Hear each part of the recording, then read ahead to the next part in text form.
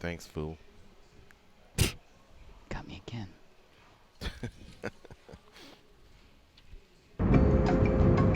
This is your captain speaking. We are making our descent into Las Vegas McCarran Airport. On behalf of our crew, we'd like to thank you for flying MMAjunkie Airlines. Now please fasten your seatbelts and put your tray tables in your upright position because the descent is gonna be a little bit bumpy.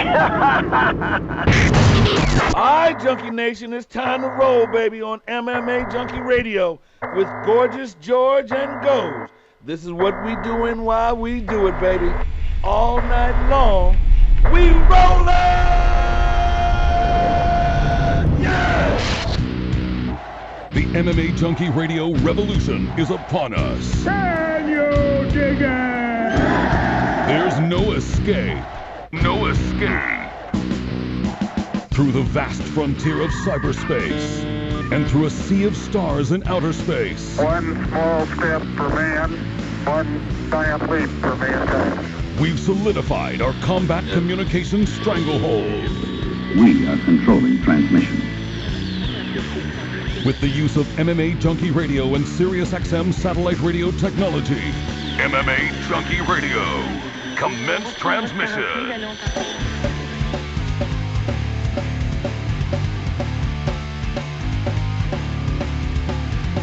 Live from MMAjunkie Radio HQ in the fight capital of the world, Las Vegas, Nevada. Here are your hosts, Gorgeous George and Go. From the fight capital of the world, inside the beautiful Mandalay Bay Racing Sportsbook, you are listening to the MMAjunkie Radio Show. I'm your host, Gorgeous George. With me, as always, is the devious and dastardly Goes, our co-host back east, handling all the producing duties. It's Danny. What's up, guys? How was your weekend? Weekend was great. How about yours? Not so great. Not so great? Yeah. I noticed when I asked you this morning if you had a stun gun story, you had this smile. Well, I have a stun gun story that could very seriously disappoint a lot of people, or I can just put that one off to the side and and give you another stun gun story that just put that one off to the side. Kind of happened this morning. I think I can imagine what that could be. Okay. All right. So then I'll give you my other one. Yeah. Yeah. Yeah. My other one is man, 5 years ago, Stitch Duran shamed me on this show because I wore a shirt that wasn't ironed. Uh-huh. And after that, I told myself everything will get pressed, everything, because I don't have time to do it, and nobody's going to do it for me. So what I do now is, for the most part, I wash my clothes, and then I have everything pressed. All right? There's some stuff that just needs to be dry cleaned, but this happens at the dry cleaner. Once a month, I go in there, deliver some stuff, and then back good to go. But I put this one on today. I can attest that. And I was getting ready to roll, and I go, what the hell? And I didn't have time to do anything else, so I just said, well, what am I going to do? I have to wear it at some point, right? So here it is. But now it's exposed because we have these fabulous cameras, this great production. It's not. It's not? No one can tell? I was going to stop myself out? Yeah, but I thought it'd be funny. The laptop actually covers it, so you could have got away with it if it wasn't for these meddling kids. If you stand up, you're in trouble. But right now, it's so perfect, it's like right over it. Well, like I was saying, I really don't have a stun gun story for today. How about you guys? I have a stun gun story. All right. We took a trip to Virginia last week, and I have been so anxiously awaiting these pictures and videos that we didn't take, that they took while they followed us around. Right. And this morning we finally got them. I saw it. I started to download, but I didn't have enough time to finish it. Uh-huh. Well, okay, I went to click on it, and it said, you don't have access. You have to request access. Oh, you went through the same thing? And, yeah, and I'm thinking, not like giving someone a Christmas gift and saying, you can't open it till New Year's. Mm-hmm. And so I'm just wondering why that was done in that fashion. Such a tease. Yeah. We're going to spend a lot of time, I imagine, on Instagram, posting pictures throughout the holidays. Because those are some really, really cool ones. And they had, some of their top people in social media and PR following us around. And I saw they took great pictures and great video. So, but you were able to get in? Follow me now if you don't want to see it at MMAjunkie George, both on Instagram and Twitter, because I'll be posting a lot. We are off for 4 days. This will be our only show of the week. And that'll leave us some free time to catch up on stuff like that. rest up a little bit. We'll be back next week, all 5 days for UFC on Fox 207, and we'll also preview Ryzen.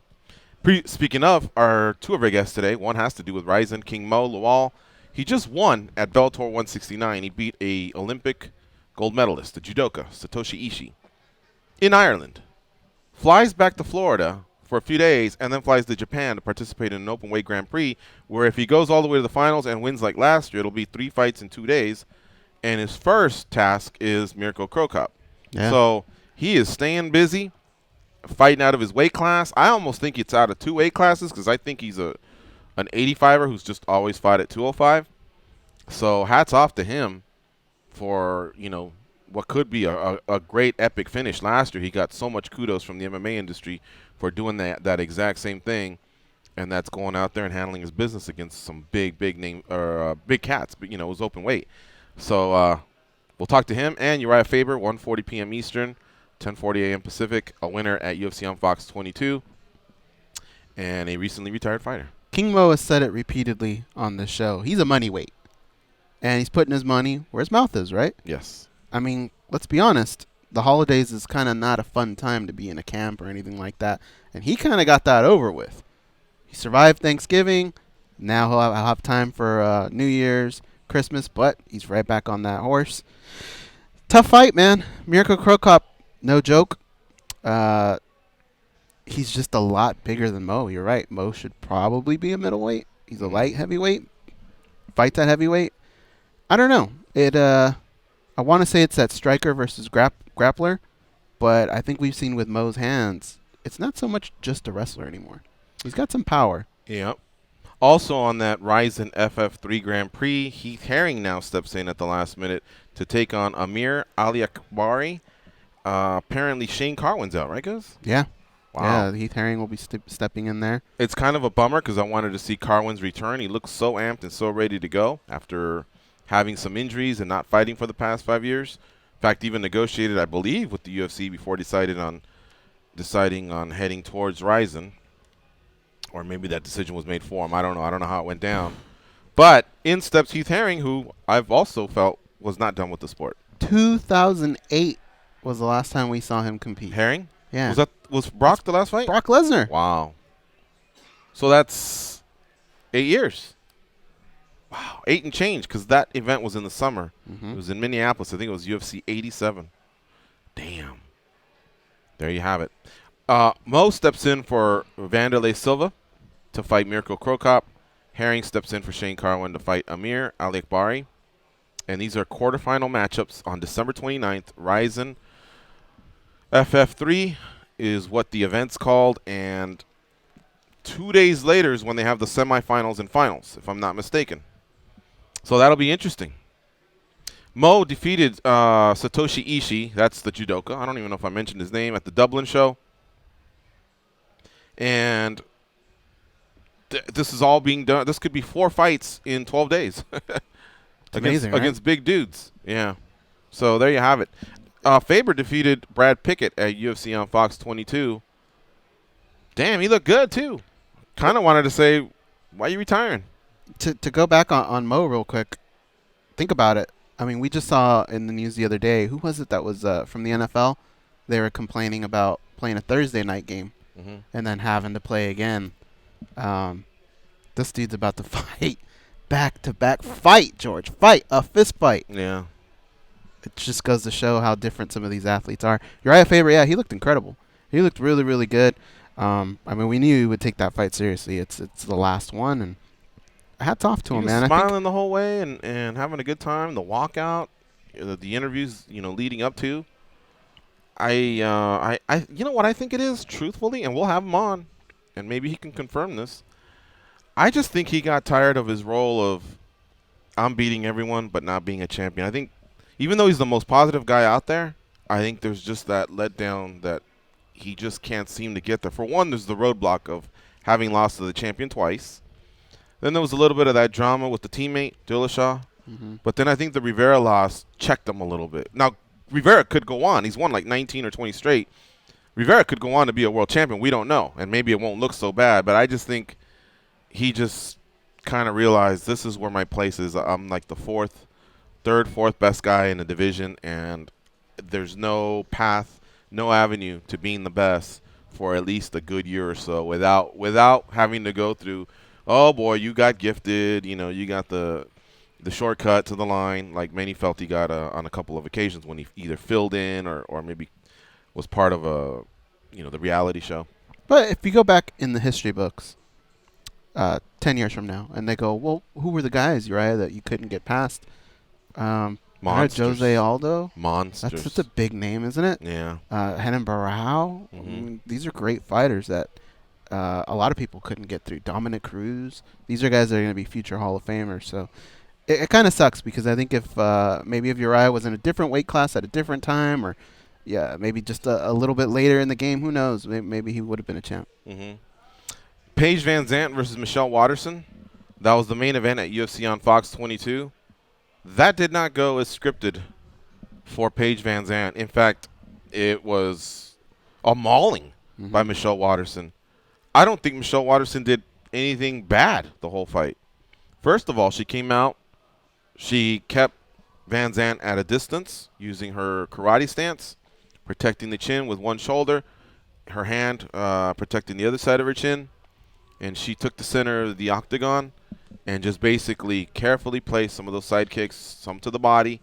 She used it kind of like to gauge distance, to keep Paige off whatever she wants to do, to start accumulate a little bit of damage.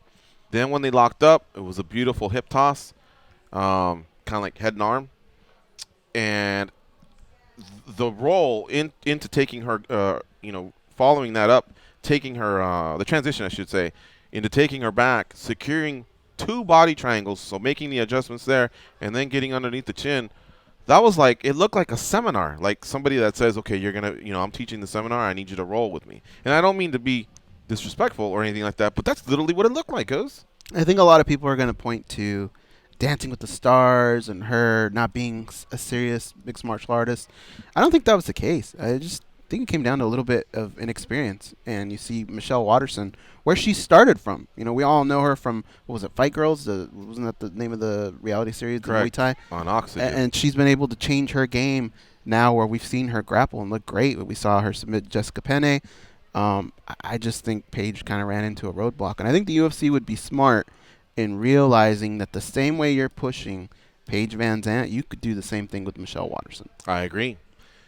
I also believe that the UFC should start subscribing to, may get a little flack for this, but in boxing, what you do is you pad your record until it's a shiny 28-0, something where you go, God damn, he's 28-0? Mm-hmm. That's when they start to take notice of you in boxing. Yeah, 12-0 doesn't do it. You just go 12-0, wait till you get to the tough fights. No, in boxing, you get into your low 20s, mid-20s, and I think that's when people go, okay, this guy's the truth, especially if you have a good finishing rate or whatever. But in MMA, there's this quick road to the top, and a lot of fighters aren't patient for it. A lot of managers aren't patient for it. Sometimes the promoters aren't patient for it.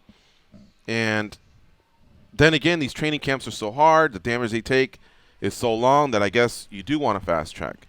But with training being a little bit more smart, they're not pushing themselves as much physically, the toll, they're trying to really, really manage that. I think they should start to take a look at just bringing people a little bit slower. Also, in recovering from a loss or a losing streak, maybe give them someone that's ranked way below. Because if you're in the UFC, that fight's going to be tough no matter what. But if they're looking at this, a lot of fighters as assets, as investments, then you got to start looking out for her, man. Otherwise, she's going to wash out. Mm-hmm. I said this last week. I think she's tough. I think she's, extremely well conditioned. So I think she can go 5 rounds, but I believe it's more of a brawl. Save for that kick against Beck Rawlings that landed, which was beautiful. I just haven't seen much technique other than takedowns and ground and pound, and I haven't seen much technique on the feet. And on the ground, I'm talking about more of mixing up the jiu-jitsu and the wrestling and versus just, punishing someone with just fists and being limited. Michelle Waterson, on the other hand, is different. You pointed towards the Penne fight. That was the thing of beauty. And we know she's got the karate background. She's fought in Muay Thai. You could just tell she's got refined skills. And that's what made the difference on Saturday. Say Paige does burn out, okay? Has she done enough in the people's eye where she could go the route of, say, like a Gina Carano, right? She loses a Cyborg. She's out, but she's making movies. She's doing other stuff. Has Paige done enough where her career can take off that way? Or does she still need to be a little bigger within mixed martial arts? A little bigger within mixed martial Think arts. so? Yeah. I think Hollywood's just tougher to crack. And you always want to top the person that did it before you. So as big as Gina was, Ronda took it to a new level. And as big as Gina and Ronda are, Paige hasn't gotten there. Now, Paige had some opportunities, and she made the best of it. What was it, second place in Dancing with the Stars? Mm-hmm. And she's got some, really nice wins on Big Fox with the UFC. But we need a winning streak. And we need probably a world title. I don't think we have to have it, but at least the winning streak. Yeah. Like Uriah Faber doesn't have the see UFC that. title. He did have the WC title, but he didn't have the UFC title. But no one will ever not say that he's a legend. Mm-hmm. So there's still going to be some work to be done. The other frosty blonde-tipped fighter that the UFC's pushed on us, Sage Northcutt. It wasn't his night. He lost to Mickey Gall, submission, rear naked choke, round 2. And there was some time there where it looked like he may actually win this fight. He got a little gangster, didn't he, during did. the fight? Yeah, he I like started that. talking his version of smack, and he was asking Mickey Gall, "Get up! We're not gonna fight on the ground, but I'm gonna tee up your legs until you get up, and then I'm gonna try and outstrike you." He took a shot on the side of the head that put him down, and then after that, Mickey Gall he was just too much for him on the ground. Mickey Gall is very proud of the gym that he trains at and the jiu-jitsu practitioners that prep him. He says it's one of the best on the East Coast, and that's what he specializes in. But it's a step up from his previous competition. But yet I'm still not convinced that Mickey Gall is going to be it either. Sage announced he's dropping to 155. Mm-hmm. He's a pretty big dude too, man. I thought 70 might be – I thought, okay, 70 was probably a good decision because he just looks like a big guy. But he's going to go back down to 55 and give that a shot. What do you think of Gall? I think Gall's going to do it too, right? Well, he called out Dan Hardy. Mm-hmm. Dan Hardy did say he's trying to make 155. But right. We don't really have too much of an update from Dan. Even when we talk to him, it just seems like we're still in the same boat every time. Mm-hmm. But I thought it was creative, calling out a legend. I agree. It's just that the legend doesn't have his paperwork in order. Mm-hmm. And you're right. We've asked him this plenty of times. And he believes that he can get sanctioned to fight overseas, and then I guess that paperwork will then funnel over to the United States, and in the United States he'll be good to go without having to have the procedure done, that the invasive procedure on his heart that he does not want done. He says he's fought all his life with that condition, and he's ready to go. But, Jesus, what's it been, like 5 years with him too? 3? It's been a while. Yeah. And you just can't get that time back. Look it up. So at this point, if he is going to do it, maybe this was exactly the little shove that he needed. Because I'm not putting Gall down either. Hardy may look at this and go, that's that fight I need right there. This kid's got some popularity. I know I can take him. I'll come back, gauge that, see if maybe I quench those thirsts of just wanting to fight again. Maybe sail off in the sunset. Hey, I did it once to prove myself that I could come back. I'm out. Or, maybe he loses. I don't know. But I think this is a good fight for him to actually consider. 2012 was the last time we saw Dan Hardy faced Amir Sadallah. Yeah, so we're 11 days, 12 days away from 2017. Depending on where it was, it's a 4 or 5 year layoff. That's a long time, man. Mm-hmm. So we'll see. Gall, that would be a step up from Northcutt for Hardy. So I actually think it works, believe it or not.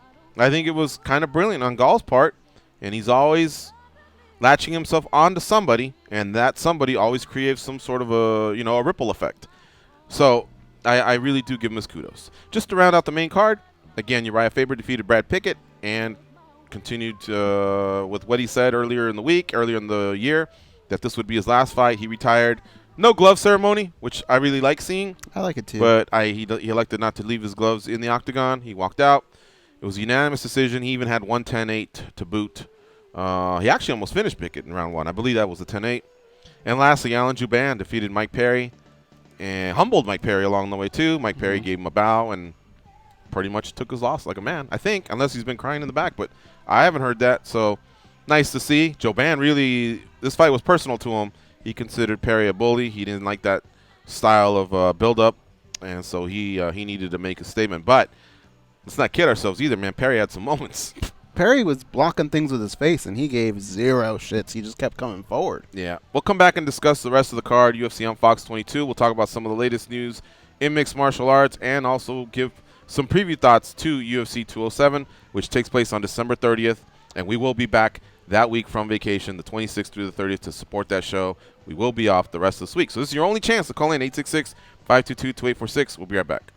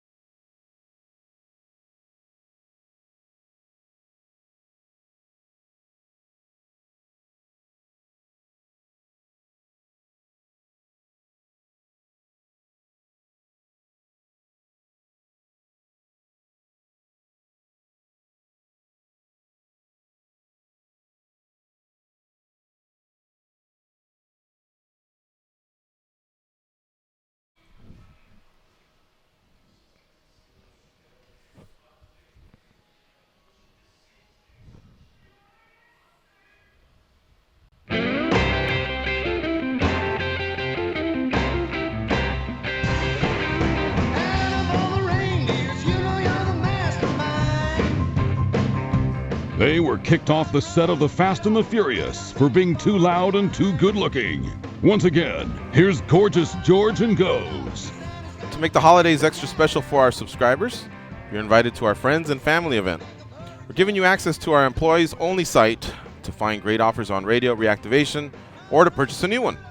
Give the gift of SiriusXM or get more SiriusXM for yourself. Visit SiriusXM.com/2016employees to check it out. All right.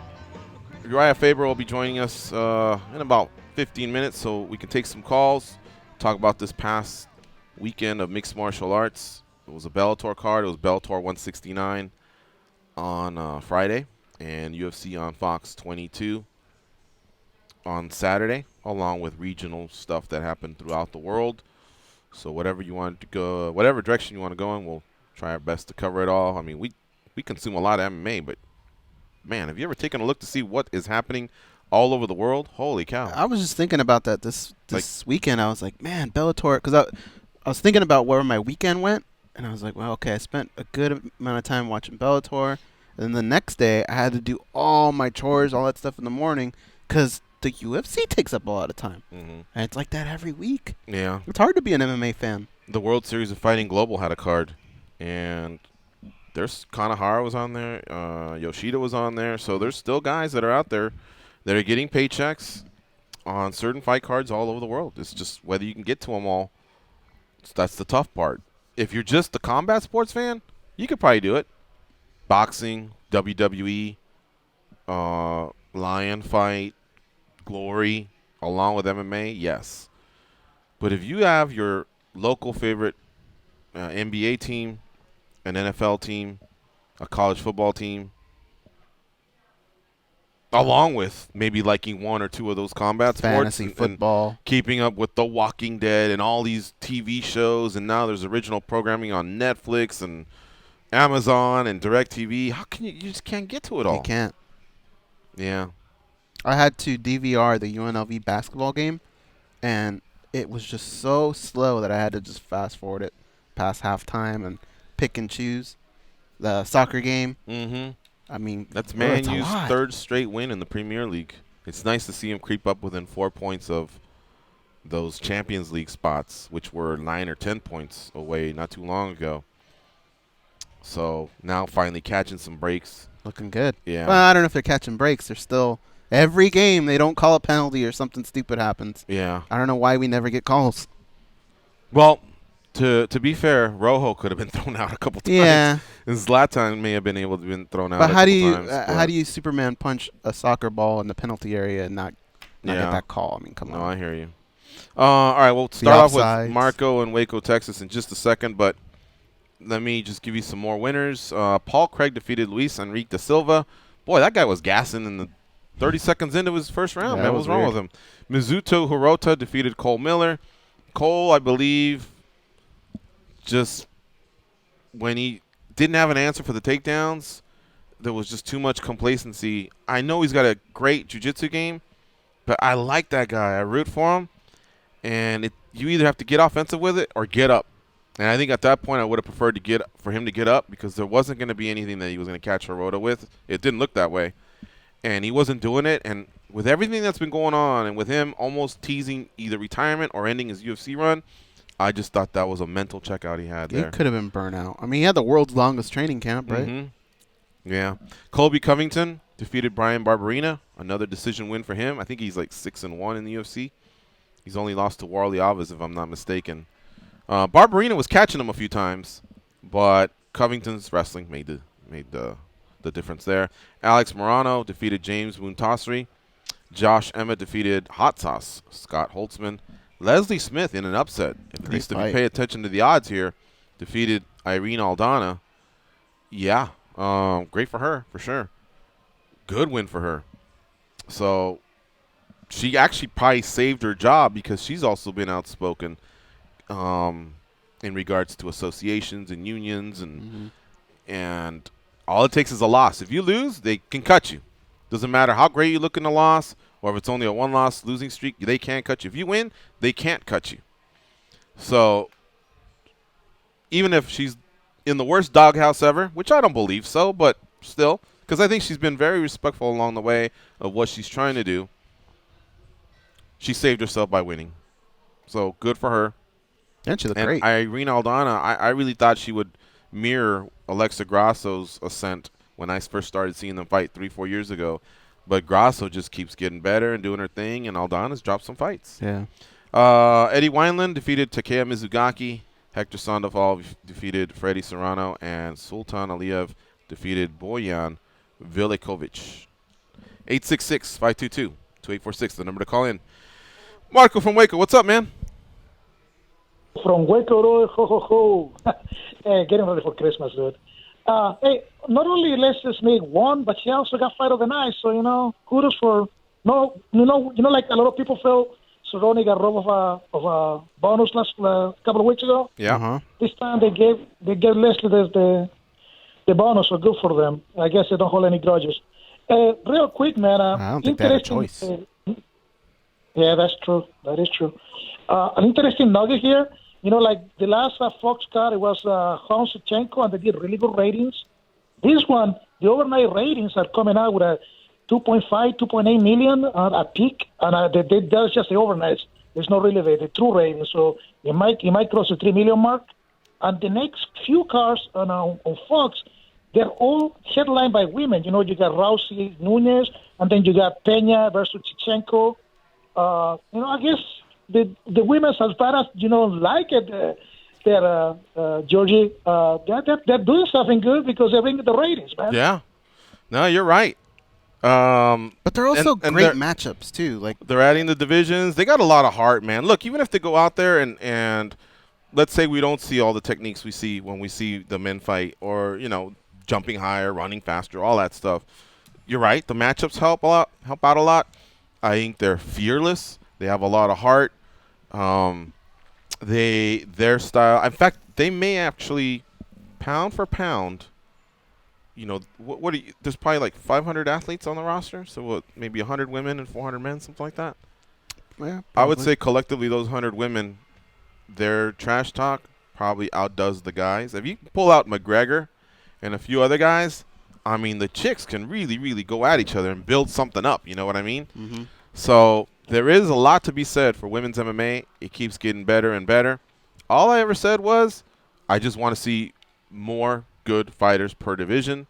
But I think the UFC sees it another way. I think they're saying we're just going to learn on the fly and get these gals better on our dime.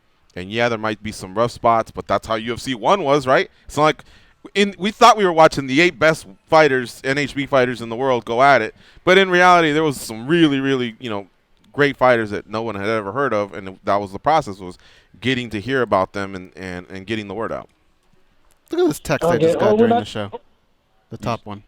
Sorry.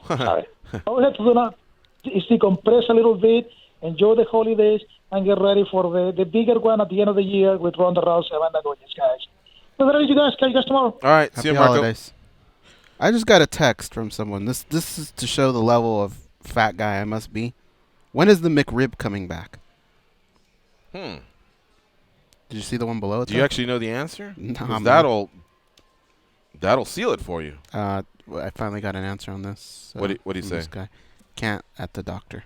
Oh, okay. But, we were trying to add a guest for today's show, but that's the reply there. Can't at the doctor. So we'll have to do that. We'll have to do that shit another time. You know what that's from, Goes? Nope. Pulp Fiction? No, it's from Menace to Society. Kevin Lee comes in here from time to time, and I have to spring some early 90s, early 90s to mid 90s movies on him. And so far he's come back on a couple and said, "Ooh, you were spot on." Here's another one for you millennials. Check out Menace to Society, and you'll like it. It's gangs in L.A. basically, and there's some good quotes that come out of it. When you're messing around with your buddies or whatever. But being L.A. guys, we saw Colors based in L.A. We saw Boys in the Hood based in L.A. And then just kind of kept going from there to Menace to Society eventually, also based in L.A. Actually, Samuel L. Jackson's in that movie, except his role isn't huge, but that was when he was starting to hit certain levels of popularity as well. But I Jada Pinkett, she was in that. Well, that was the thing that I was going to bring up was. In fact, that's the show where I always say, I don't know about no Kansas. Of all the movies you just named, like Boys in the Hood, a lot of people came out of that, right? Not very many people stuck around from Menace Society, right? O-Dog, he didn't do nothing. Oh, that's Lorenz Tate. Yeah, is that his name, Lorenz Tate? Lorenz Tate. He wound up in Crash. You're right. He didn't become a superstar. Yeah. He filled some roles here and there, but yeah, he was in Crash, and that the won an main Oscar. character, I forget what his name was, but he didn't really do nothing. Kind of washed out. I mean, Jada Pinkett, but she was kind of already someone when she did that movie. Right. Samuel L. Jackson just lent his name to like the first couple scenes. It's kind of weird, right? I mean, Boys in the Hood had Ice Cube, Cuba Gooding Jr. The girl, I forget what her name is, but she's done some stuff. Lawrence Fishburne. Oh, Nia Long, yeah. Lawrence Uh, Fishburne. Yeah. It's kind of strange. Yeah. Check that out, Menace to Society. I think you guys like it. All right, we're going to take this next break. When we come back, the Cali kid will join us, Urijah Faber. Recently retired Urijah Faber, coming off a big win over Brad Pickett. We'll talk about that decision, how he's feeling 36 hours later, and, of course, what's next for him. He's got a lot of, I think, what was he saying, irons in the fire? Mm-hmm. Yeah, a lot of businesses out there. We'll be right back. You're listening to MMA Junkie Radio on Sirius XM Rush 93. They never let poor Rudolph join in any rain.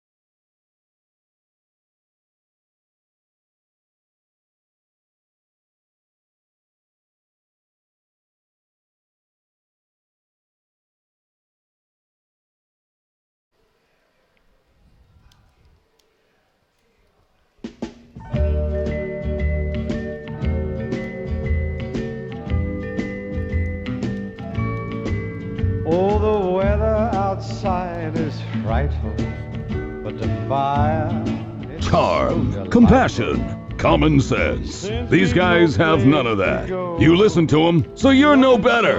I am awesome, though. They are Gorgeous George and Goes. Tonight at 8:30 Eastern, it's a Monday Night Football matchup when Cam Newton and the Carolina Panthers compete against Kirk Cousins and the Washington Redskins. Listen to the Panthers call on Sirius 83 XM 226 or the Redskins call on Sirius 81 XM 225. Enjoy the national broadcast on Sirius XM NFL Radio, Channel 88, or listen to your team's play-by-play calls on your phone with the Sirius XM app. Following the show in the first hour, we'll be busted open. Dave LaGreca, Doug Mortman talking pro wrestling. I'm sure they'll react to everything that happened this weekend and look forward to tonight's Raw. Want to hear the predicament I'm in? Sure. Tonight, the Redskins play the Panthers, as you said. Mm-hmm.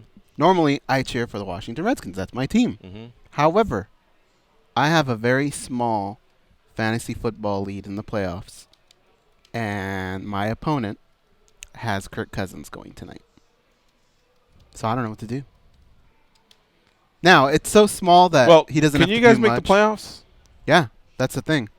Right now, we're in the last wild card spot because Tampa lost. Mm-hmm. Can you guys win the Super Bowl? Yeah. Okay. I mean, they're good enough where they can give good teams fits.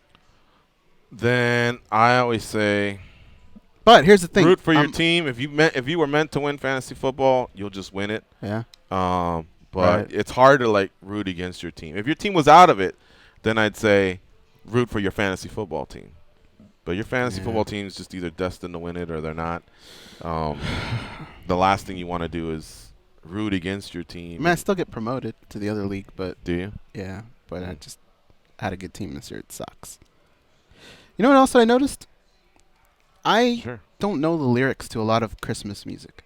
I like it, and when it starts playing in my head, I start singing along, but I don't know jack shit. In fact, George, I don't even know if I know the words of the national anthem. Try it. No. Why not? Well, because I just stated I don't know.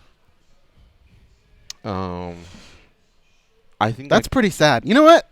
We talked about New Year's resolutions. Yeah. I am going to learn the words. So check this out. I'm probably about 89% around there. Do you remember when we used to go to trivia with Chavello and Juliet and Straub and everybody? I would say that you and Juliet were our two strongest players. But she kind of had some specialties, so did you. Mm-hmm. Yesterday, when we went to her Christmas party for her work, we got there in the middle of a trivia contest. And there was this one guy that was leading the charge. He was really loud and boisterous, kind of proud of the fact that he was owning the table, right? And I kind of sat back and said, if you guys have enough questions in there, she will catch this cat, you know? And the problem is they were just rounding third. There just wasn't enough time. But some of the questions had to do with Christmas and Christmas songs. So she's pretty good at that, man. Like, you know how you said you don't remember? Like, one of them was... I just don't remember the lyrics. One of them was that question where you go, 11 pipers are piping. That. And I mean, 12 Days of Christmas. She nailed it, dude. She was like, it's this, it's that, it's this, it's that. I mean, I was like, wow. And others were kind of sitting back like, whoa, somebody knows their Christmas carols. Mm-hmm. Except she knew them all, except the one she needed, which was the 11th. 11th pipers are piping or something like that. She just went through all the other ones. But since everybody else wasn't yelling the answers, I just know 5 it didn't work rings. out. Yeah. So, but that and some other stuff, she made a dent into it, but she just didn't get there in enough time. But she still did win a prize for a tiebreaker. Do you have any New Year's resolutions I off the top of your head? I only knew one, man. I only knew one thing. Yeah, it all revolves around the same stuff. Get healthy, lose weight, you know, whatever. But yeah, I do. I think more specific ones that I could probably share, like maybe that week as we come up. That way I can write them down and get into it. Danny, it looked like someone tried to call in. Did you see that? That was me calling out. Oh, okay. All right. So I just tried to give them a nudge, and we'll see what's up. Now, if for some reason they call in, like, and it's cutting it too close before the top of the hour, we'll just maybe try and push them back to the second hour. But they were in yesterday, so I know we'll get them. Let's see here. The bonuses. Marco kind of brought a couple up. Let's finish that out. The bonuses at UFC on Fox 22 were Leslie Smith and Irene Aldana for Fight of the Night. Performance of the night went to Michelle Watterson and Paul Craig. The attendance out there in Sacramento, California at the Golden One Center, 13,136. Total gate, 1.2 million and some change. These were the salaries, if you're curious. Michelle Watterson got 30, 15, and 15. By that I mean 15 to show, 15 bonus. Paige Van Zandt got 43 just to show. Mickey Gall, 40. He got 20 and 20. Sage Northcutt, 60,000 just to show. Oh, man.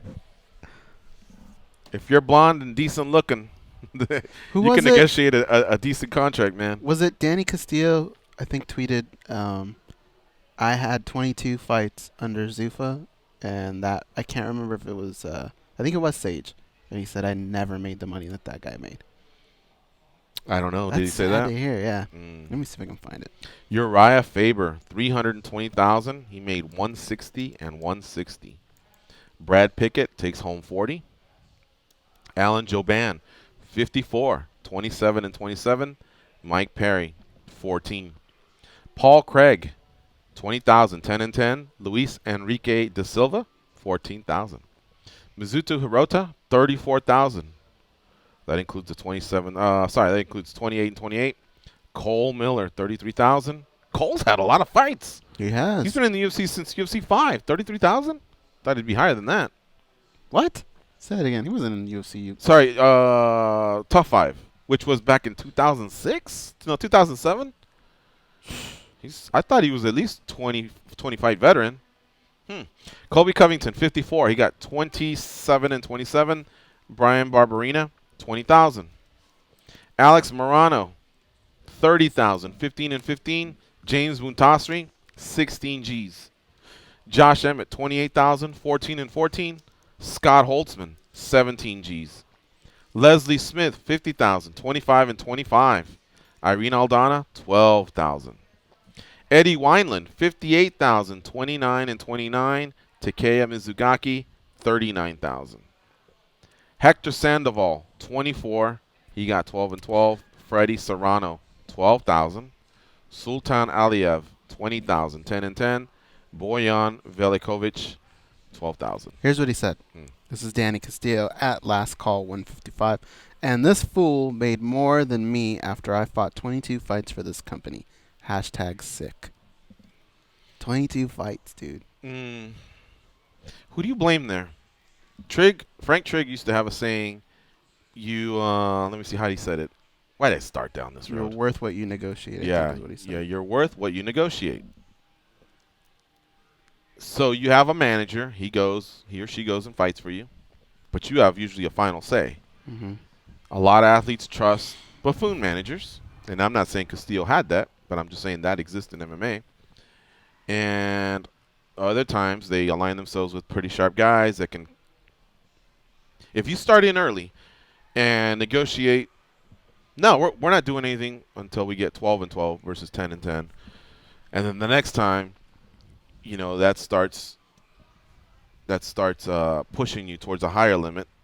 So let's say you go 12 and 12, 16 and 16, 20 and 20, 24 and 24, and the 10 and 10 guy finishes up at 20. You just got 4,000 more. And then from there, the next time you say, no. Now we're going to fast track to 50 and 50 versus settling for 30 and 30. You see what I'm saying? So early on in your career, if you push this, whether it's you or your manager, it can have a trickle effect. Could it have been the manager didn't go to bat for Danny? Danny didn't go for bat for Danny? What happened? Because, a lot of times they rake you over the coals and go, sorry, take it or leave it, and that's the part that sucks because you really do want to be in the UFC, but many have chosen to leave it and go somewhere else and then come back. Dan Henderson did that. You saw what he takes home. I think Sage was right place, right time. Yeah. Even if it wasn't for the TV show, okay, when Dana White was there, and he was just the guy that people were looking out on, and it came across Dana White's desk, I don't think he would have pushed him. I think it all came down to him being there that night. Mm-hmm. Right place, right time. Mm-hmm. But these are the guys I feel for. Yeah. These are the guys I feel for. The Cole Millers. Well, but then even before the Danny Castillos and Cole Millers, I felt for the Don Frys of the world. There were just some that didn't get in time. Mm-hmm. There were some that went over to Japan and made a boatload of cash, and then they came back here and still made respectable cash. But it's just a fascinating sport to me with the highs and lows that are involved. Despite the fact that people I respect and enjoy covering, despite the fact that it involves them, I just can't believe that I'm lucky enough to see like history kind of unfold. This sport, like we're in that leather helmet stage where we wonder what football was like back when they played with leather helmets and they didn't have everything that the NFL has now. The NFL's is a juggernaut now. But back in the day, you just look at old footage, you're like, holy cow, if you only ran, the West Coast offense in the 1960s, you would have won 10 straight Super Bowls. It's amazing. I take great pride in that, though. I love, if I ever become a grandfather, I love that my grandkids could legitimately ask me, like, what was it like when this started? Mm-hmm. And I'd have stories for days. Yeah. Facebook chat, shout-outs. Miguel Cano says, the people want the Diaz brothers. It's the UFC that don't.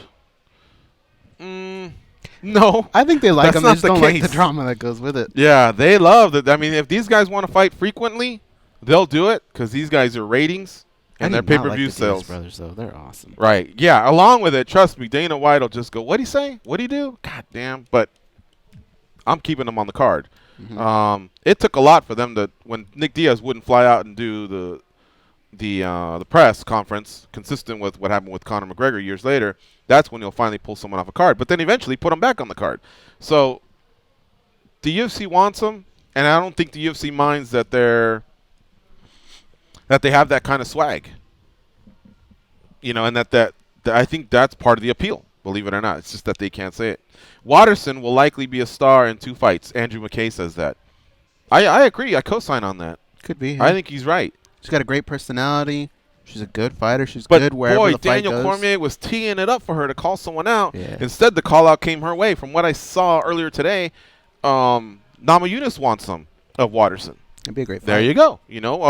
It's not disrespectful. It can be if you make it that way, but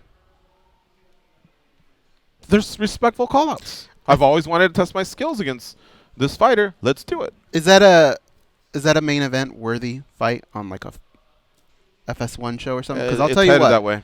For Karate Hottie, I would say 5-round fights are better for her because she takes sometimes. I know this is gonna sound silly because of what just happened, but sometimes she takes a while to get going. Mm-hmm.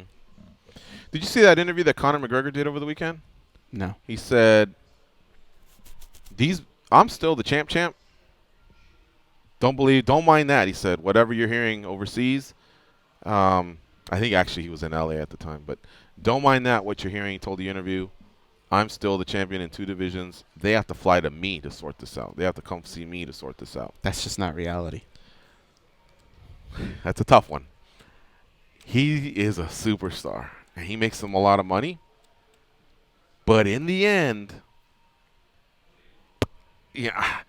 I don't know if they'll fly out, honestly. With the way they've been acting now, I don't think they will. I think they'll Skype in. I don't think they'll fly out. But if he's in L.A., they might fly out, or who knows, These guys seem to be really, really, cutting costs and setting the trend for what the UFC is going to be like. They have one thing on their mind right now. That's Ronda Rousey. Well, that and making money. They have these payments on these loans, and they got to, they just got to do this. You see all every those quarter or whatever, they got to make these payments. You see all those Ronda ads? Yeah. She's the baddest woman on the planet. Yeah, I know. Let's talk to Showtime in Tennessee. What's up, Showtime? How you doing? What's going on, fellas? Not much. What of up? You? Hey, man, y'all talking about Cole Miller. He put himself in a bad spot with that performance, man. He did the other night, man. They may offer his ass 10-10 or something, man. 5-5. Shit, the performance he put on the other night. And I like him, man, but that was a poor performance with the situation that he's in right now. And that was a fighter I believe he could have beaten. I think he should. Did I say even or beaten? Beaten. Okay, beaten, yeah. Yeah, shit, a 37-year-old fighter, man. Come on, man. You got to put a better display on than that. If you watch Mike Brown, his coach, a couple times the takedowns happened in front of him, and he just threw his hands up like, come on. Like, it was either we worked on this or what did we say? Or what happens is he becomes too upright, and the takedowns are very easy on him, because he's not able to either push his hips in and regain his balance. He just I think he lets it fall too easily. Fighters, unfortunately, have this thing about not taking criticism from media. Like, okay, we've never wrestled, but we've seen plenty of fights, and we see what it is exactly that allows this to happen. And they're going to say, well, yeah, you're not in there, but I've seen a lot of people stop those types of takedowns, and I feel, therefore, and we've covered enough, we can say that. And then once on the ground, again, I'm going to be very respectful of his ground game. It's really, really good ground game that Cole has, but he either has to get offensive with it or get up. And I just thought there was too much complacency on the bottom. I don't know if he's waiting for the referee to do something or what, but you got to create some sort of a stand-up and do it again. You know what I mean? And it just wasn't happening, and I felt terrible because, like I said, I've enjoyed covering the kid for the last 10 years. He could be very close to what the Diaz brothers are like. He has that same kind of attitude and swag. Yeah. He gets that mean mug in his fight in the opponent's face. He could have been really big. Mm-hmm. Showtime? Yeah, I agree, man. I agree. And Sage Northcutt, man, as athletic as that kid is, he need to get with somebody to help him with his ground game, man. He too strong, man, to just get taken down that easily, man. I hear you. Good stuff, Showtime. We'll see you, I guess, at the end of the month. SiriusXM audience, we will be back on Monday the 26th. You're going to get busted open next. But if you want to follow the second hour of the show, go to facebook.com/official MMA Junkie or youtube.com/MMA Junkie Video. Uriah Faber, I believe, will join us soon. And so will He will. Yeah, so will King Mo. So we'll be all set with that.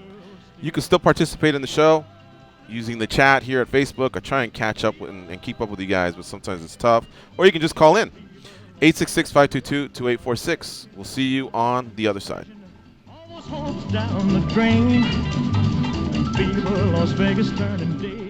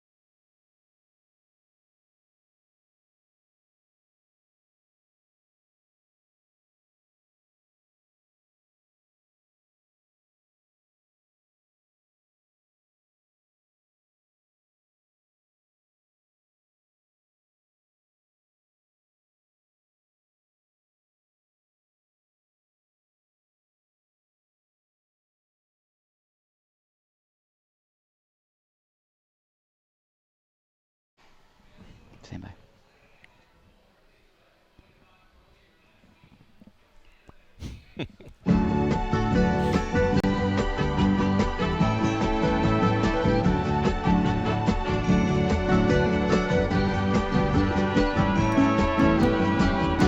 Feliz Navidad, Feliz Navidad, Feliz Navidad, próspero año y felicidad. Feliz Navidad, Feliz Navidad, Feliz Navidad, I know the lyrics to this one. próspero año y felicidad. I wanna wish you a Merry Christmas. I wanna wish you a Merry Christmas. I wanna wish you a Merry Christmas from the bottom of my heart. I wanna wish you a Merry Christmas. I wanna wish you a Merry Christmas. All right, here we go. It's the second hour of the MMA Junkie Radio Show. He said he just tried to call us back. Danny. Did you see the phone ring? I've been sitting here staring at it. Unless he tried to call while I was trying to call him. So now I don't know what to do, I'm afraid. We have to make it so that somebody can do my job here, because I would like to go out to New York and just watch what Danny does one day. And to see what exactly he goes through. You're like in a little He's calling cubicle, now. right? Hold on. Okay. Yeah, hold on. Jude Ulbari. Yo, pendejo. You are live, he says. Can you hear me now? Test. Aaron Como says. Yeah, well, I think we're getting less and less of these, but the show doesn't start right on the dot at 10 a.m. Pacific. So we ask that you bear with us. We have to go through the whole, presentation of the beginning of the show and the intros. We usually start a few minutes after that. So guess who's the pendejo now? Last show before the holiday break. That's right. This will be our only show this week, and we'll be back on the 26th. Got some good guests lined up for that week, too. A lot of the big names from UFC 206 will be on the show, so that should be a lot of fun. In fact, if Goes and Danny want to go a little extra by coming in a little early, we can even get more names, Goes. Really? Yeah. There'll be pre-records, and I don't feel too good about pre-records. I don't like a pre-record either. But after 4 days off and just kind of to finish out a great week, I'd be down. Are we ready to go, Danny? We are. The California Kid is going to join us now. He's coming off a win over Brad Pickett at UFC on Fox 22. He joins us now on MMA Junkie Radio. What's up, Uriah Faber? How you doing? What's up? What are you guys doing?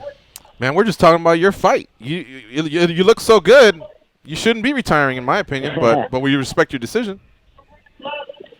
Yeah, man. I'm not retiring because I'm not good anymore. I feel like I'm pretty damn good. But, I just feel like it was time. I think, more than anything, my, my skill set's there, my mind's there. I just feel like, I don't want to be one of those guys that peters out. I'm going out on a high note. Gotcha. Is this one of those where it's 100% shut case, or will you leave yourself that out? 99.9, maybe a big fight could talk you out of it. I'm never a 100% kind of guy. I mean, I am, planning on focusing a lot of time and energy on the next phase of things. But for me, this is not a type of world where you ever say anything's 100%. But I mean, I'm definitely a guy that is ready to focus on, going full speed ahead on whatever is next, and that means I'll still being here in the gym. I'm here right now at practice, actually, Monday, watching our young guys. I'm looking at like 4 guys that are 6-0, 7-0, 10-0, and just here to root them on and give them some knowledge and hang out. So I'm in the gym, that's for sure. Will you become more of a coach for those young guys? No, I've always been a coach. Actually, most of my career I've been running practices alongside being a fighter.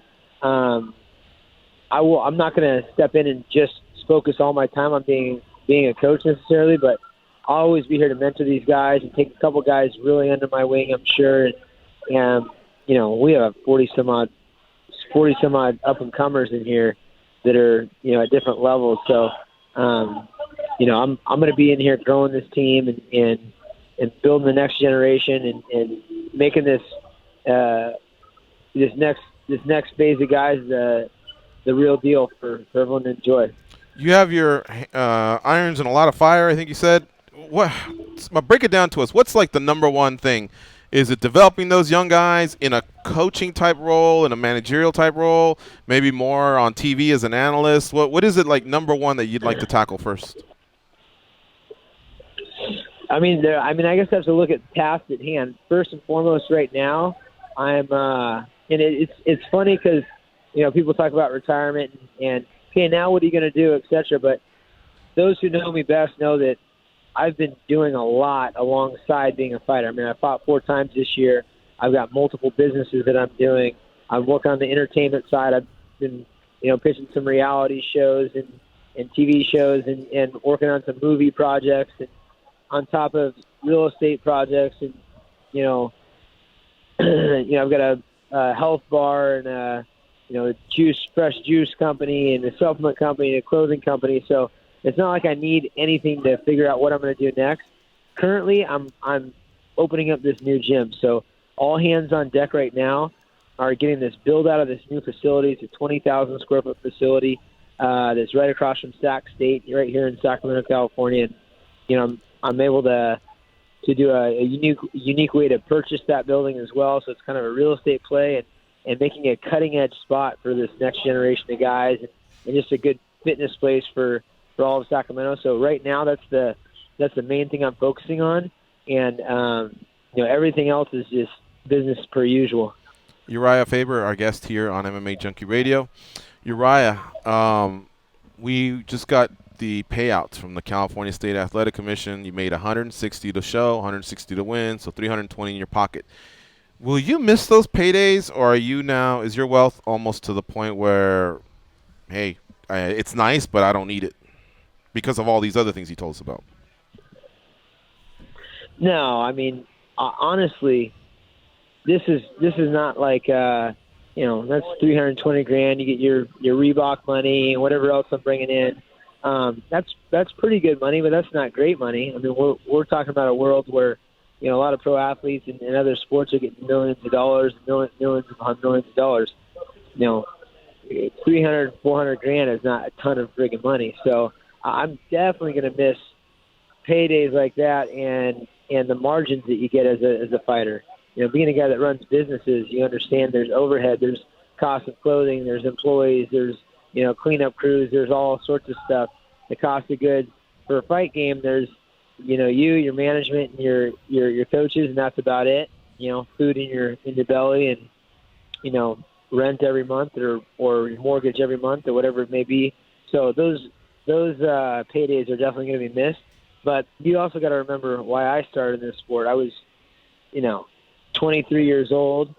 I fought in Indian casinos for $200, and continued to make kind of scratch by for years before I actually made a real living as a professional fighter. So we're not at a time where we're making so much money that I can sit back and relax the rest of my life, but I've got a good head start and know enough about the world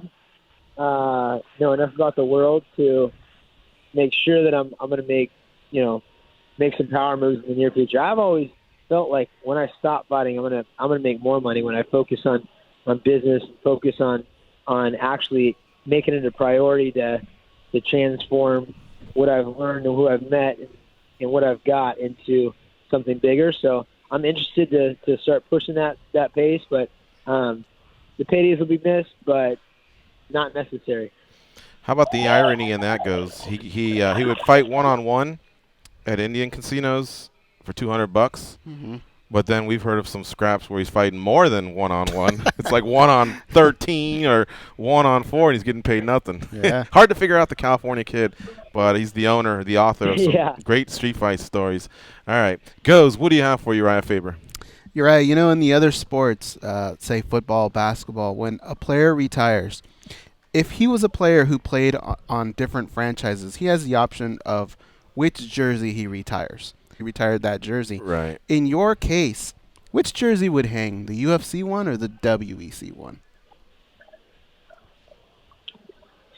Man, I would definitely say the UFC, just because people know the UFC. And in my mind, the WEC was always the UFC to me. It was the same owners. It was the same group running it. It was, the same bosses that I answered to, just a different name. And it was a marketing and a business decision for them to do that. It was them cornering a market, having 2 TV deals, having 2 sponsorship deals. It was them doing all these different things to, to make sure that they were controlling the MMA space, providing more jobs for fighters and everything else. So for me, I was always on the UFC team, and so I'd say let's retire that UFC jersey. What would you like to be remembered for by the fans? Well, I think, a couple things that stand out. First and foremost, that I helped bring the lighter weights to the forefront and really give a platform. The second thing would be that I had a great time fighting. From being a world champion and top contender, and setting some records during my time, I had a great time doing it, man. Like, always came out with a smile and kept true to who I am. Made sure to keep the folks that are important to me close, and on top of that, be open to bring new folks into my life. So I'm just somebody that enjoyed the process and was a warrior. Seeing you walk out for the last time and hearing California Love, I really tried to soak it in. Me too. Was there ever a point, can you remember back, where maybe there was a second option of a song where you were this close to changing it to something else but went with California Love? Yeah, I tried to get California Love before the Jens Pulver fight. That was the first time in 2008 in Sacramento. It was a big, huge event on national television, and it was it was one of those things where I had to push. They wouldn't let me come out to it at first, and I had to tell the guys, hey, let me figure out what's cool for me. You guys just record the fight. So I did want to change. I was going to do it coming back to Cali when I was out in Florida, or maybe it was Texas. I can't remember. I was going to do coming back to Cali. I had a couple of different songs that I wanted to switch it up to here and there. But once I had that thing established, Dana was like, "Dude, that's your freaking song." And I'm like, "All right, cool." Can anyone else ever walk out with that song if they ask you for permission? I don't own the song, unfortunately. That'd be sweet if I did. You kind of do, though. You kind of do, and MMA athletes are kind of respectful of that. Lately, I've been hearing someone walk out to Sandstorm, and I don't know if they actually said, Vanderlei, is this cool? Mm-hmm. Ronda Rousey once asked Roddy Piper if it was cool to use Rowdy as a nickname. So some play ball, some don't. But let's just say somebody did ask you that. Is that cool with you? Yeah, it's cool with me, I guess. I mean, it would be it'd be nice if I could hand it down to someone, but I don't know if I'm going to get that opportunity necessarily. Everyone's got their own little flavor. So as far as the song goes, I'd love it to retire with me, but I don't make those decisions, and the song's money. I mean, what a great song. I just hope whoever gets it next is can carry the song and make an impact. What are you going to do with the poster that Dominic gave you? And is the beef really squashed? Yeah, I'll keep that poster, man. That's a cool story. I like. I really do feel like the guy's grown up quite a bit. I mean, we'll see for sure after Dom fights, Cody and gets his butt whooped. See if he's still as grown up as we all think he might be now. Probably not, but those people that get to look behind the scenes have to know that Dominic and I have been in each other's space for a very long time. Sometimes, I mean, there was a time where we became buddies for like a day. We got like brainwashed by the military on accident. Had to go through this this crucible, which is what the Marines do, and it started out as a promotional thing where we're like having to put up with each other. Next thing you know, we're like, praising our fallen soldiers and like getting run through this crazy thing. I think Dominic ended up, hurting himself on the whole thing. He hurt his foot and he hurt his hand, and it was like we were working together to help like solve these military problems. It was so bizarre, man. So we've had moments where we've gotten over the beef, but it just takes one little day and a couple little words, and it could spark right back up, No doubt. We saw Kevin Johnson, Octagon side. I know you and him are friends. He used to play in the NBA. But it got me thinking, you're so popular, you could probably run for mayor of Sacramento one day. Would that ever interest you? A lot of people talk to me about that. I don't know what all that entails as far as what type of job commitment that is, how much influence I would actually have. Whether it be something that I really want to do, whether it's a lucrative thing to do, whether it's a charity thing to do. It could interest me, but like I said, I have so many irons in the fire. At the moment, being in a mayor position doesn't sound like the most enticing thing for me, but I wouldn't ever rule that out, especially if I feel like there's some changes that I could help with in the community. I mean, I love my community for sure, and if the opportunity and the need was there, I might step in. Just a couple more questions. We're talking to the California kid, Urijah Faber. Thank you for your time as always. What part of your body is going to thank you the most for retiring? And by that I mean, we've talked to retired fighters here in Vegas, and they'll say, "Man, my neck just didn't hold up. Training camps." My back, my knee, my brain, my kids were telling me that I'm slurring, So I'm asking you, is did you come out of this pretty healthy, or is there a part of your body that, like, really, really suffered during your camps and your fights? I feel amazing. I mean, if you watch my fight, like, my body mechanics are all there. I feel like I'm still young as far as my athleticism goes. I would say for sure that, I don't care how well built you are, how strong you are, what kind of genetics you have, hit over and over and over and over again cannot be great for your brain. So I have felt a little bit more the punches these days. I've never been knocked unconscious my whole life, other than in a car accident. I've never lost like real consciousness where I've been out. I've been rocked a few times. And I would say combined over the last 2 years in fights and in practice, I've probably been rocked more, like felt like, like I've been jarred more than I have in my entire career. So for me, I really need my brain, man. It's a valuable thing for me. It's something that I'm going to take into the next phase of things, and I have to utilize to the utmost. And so taking care of that noggin and the brain is such an important thing, and that's the part that's going to thank me the most in the long run, I think. Because I could do this another 10 years, no problem, but having guys like Cody Garbrandt and Lance Palmer and everyone else who's coming up in the practice room, you can't help but want to jump in there and fight these guys because it's such a fun and challenging thing, but it can also be very dangerous. No doubt. All right, and the last question is, all these fighters associations, I wanted to ask you if anybody's come to you and how serious you're taking it.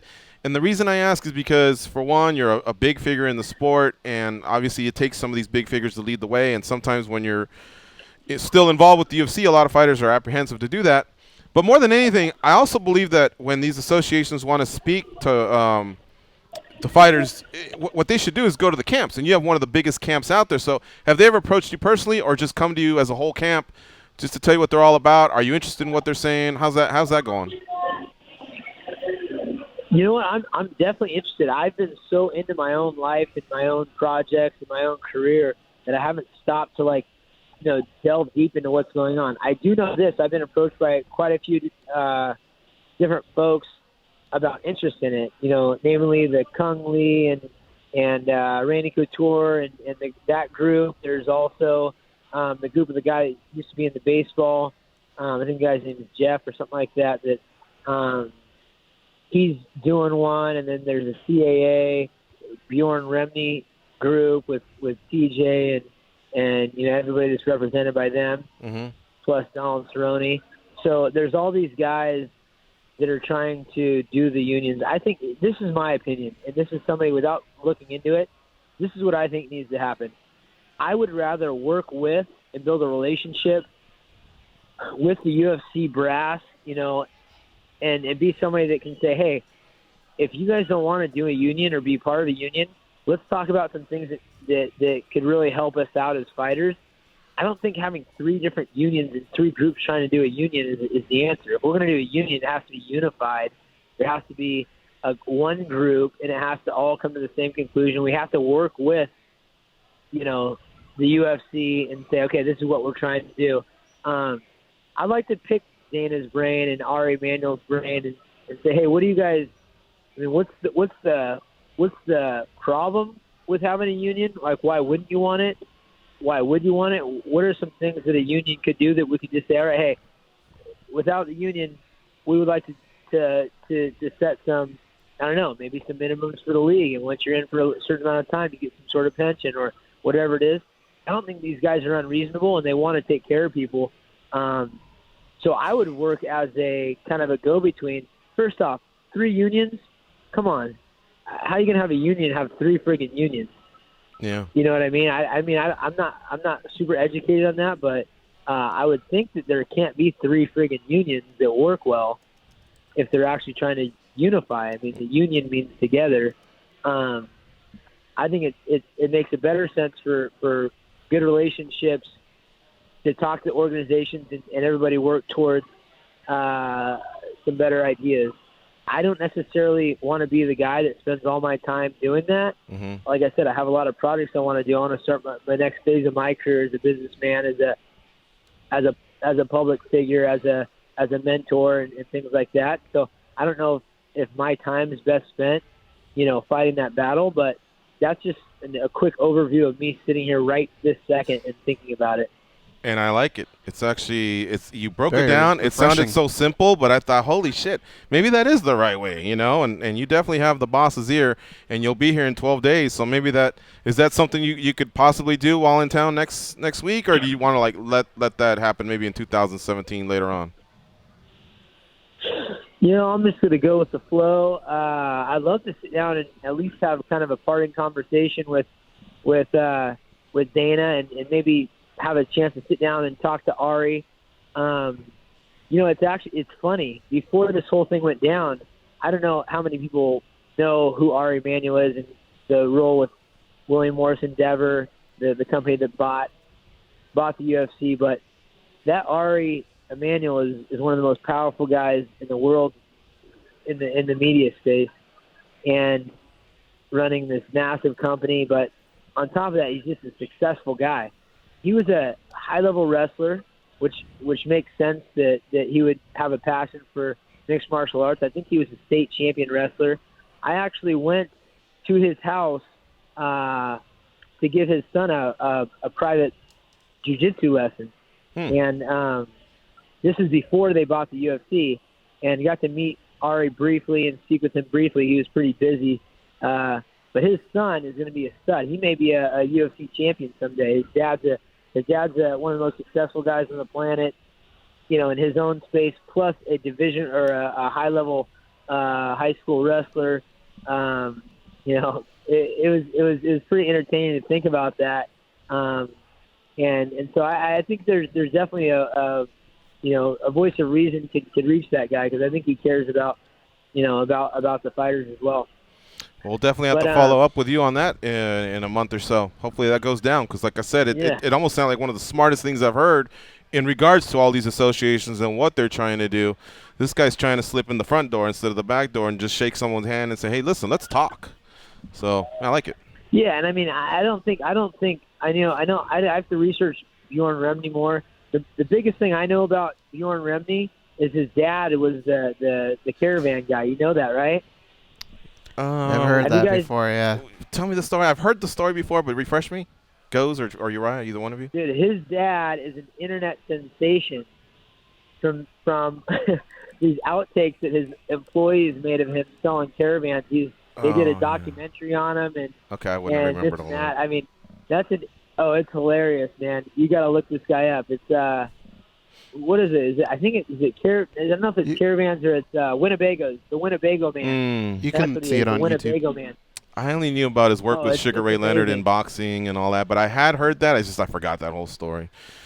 Huh. All right. I've talked to guys that are involved with CAA. CAA and William Morris Endeavor are like #1 competitors. That's like, you know, in the fight world, that's like Chael Sonnen and Anderson Silva at the prime of, you know, Chael talking about slapping Anderson's wife on the ass. Right. You know what I mean? Like, and CAA's behind this union. It's like their way to get their hand in the, you know, in the MMA game. I feel like a little bit. Like, I mean, if there's really going to be a union, it has to be from the right heart, right place, and it has to be with the right people. And I'm not sure if they're going about it the right way, but I'm going to research it and check it out because I'm definitely still going to be a part of this sport in a lot of different ways. You're right. This is the part where we give you, you know, the farewell stuff and the motivating stuff. But, you know, we've covered you for a long time, and you've already heard this kind of stuff. Seriously, like you really did help the lighter weight classes along the way. We thank you for that. I believe you carried the WEC for a long time, and you've been a great ambassador for the sport. So from our end, you know, thanks for the memories. But I will leave you with this: somebody that's listening to our show. I thought this is probably something you enjoy hearing. His name's Paul James. It says, "Hey guys, can you tell Urijah I started watching MMA because of him. His fight versus Jens Pulver when he guillotined him got me hooked. I do BJJ now because of his fights. Just thank him for me. He's like my idol." So there you go. I thought you'd rather hear that than what Goes and I have to say. But seriously, man, thanks for everything, and you really were and are a legend in our sport. Well, thank you guys, and I've always enjoyed coming on the show. You know, you guys are great ambassadors for the sport as well. You guys have an awesome show. I'm sure I'll be back on the show at some point. We've got a ton of future stars to help pump up over the next, you know, couple decades, hopefully, and I'll be doing some big things. You can be assured of that.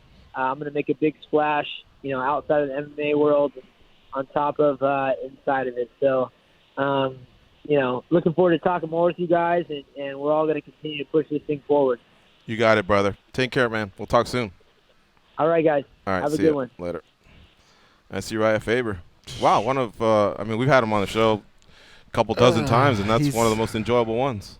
It's like the prototype of if you I forget what the guy's name was that you mentioned here, but if I had a son and I said, "Hey, watch how it's done," Paul James, I would probably Paul James, yeah. I would probably point to a guy like Urijah Faber. I think I've said Tyron Woodley is another one, but yeah, it's just a class act, man. Yeah, I just think I'm gonna keep it simple.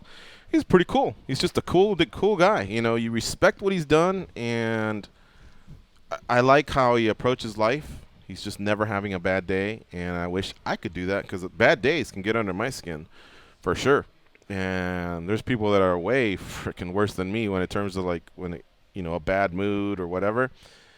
And now we're getting to the holidays and the resolution time, and you asked me about resolutions, and I think my resolution is just going to be to smile more, to be more happy, and to just keep pushing negative behind me, my rearview mirror. I'm kind of a reflector, and it's good to learn from mistakes, but at the same time, you just got to trust yourself that you will learn from them, and you'll just be more positive. And that's what this guy is, man. He's just a positive guy, and it's actually he is infectious. I think. I mean, well, listen to Paul James, for crying out loud.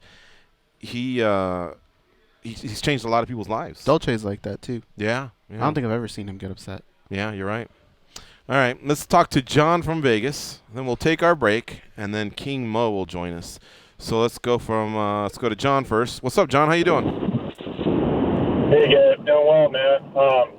So I enjoyed this card this last weekend. It was kind of nice to see all these up-and-comers, and you kind of saw the hype machines kind of be derailed a little bit. I was really impressed with Mickey Gall, and you know what I'm really impressed with by him is he kind of gets it. You know what I mean? Yeah. He calls out his next opponent. It always makes a little bit of a sense. You know what I mean? Like calling out Sage, that was a real smart move on his part. the guy's actually pretty good, man. I mean, he's got a lot of potential. What do you guys think about the guy? Well, so let's rewind. He's on the regional scene. He knows Dana White's there. How does he get his attention? He attaches his name to CM Punk.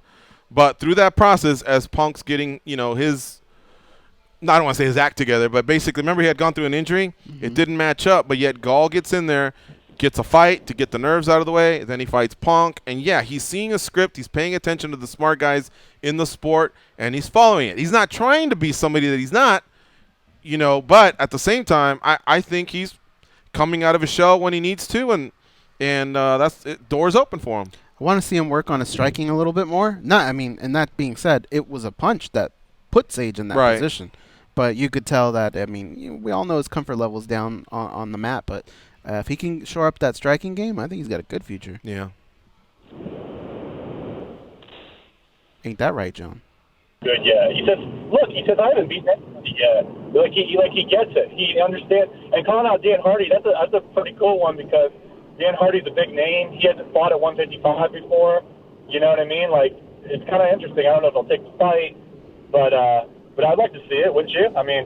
I'm down.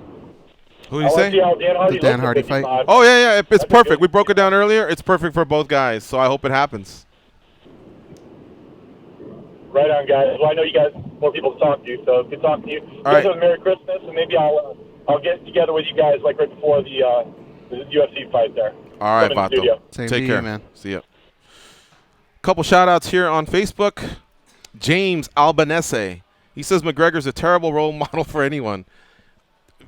We don't know him personally, so it could be he's an outstanding one, but you're maybe not a fan of his persona. I like that he cared so much about his career that he put some thought into it and carved out, Mystic Mac and grabbed the sport by the throat and went for it. He actually is going to help a lot of other fighters and has already helped other fighters attain bigger paydays and look out for themselves. So believe it or not, we kind of have to thank him, James. He kind of woke the sport up. He, along with other guys, he wasn't the first, but he did take it to a new level. He also brought a lot of eyeballs. So I like the guy, man. I like him. You're saying Nate and McGregor at 55. Yeah, that's probably going to happen because from what we're hearing, Ferguson and Habib is pretty much a done deal. Just hasn't been announced. I've heard that many places, and now I started hearing it from the sources that I trust.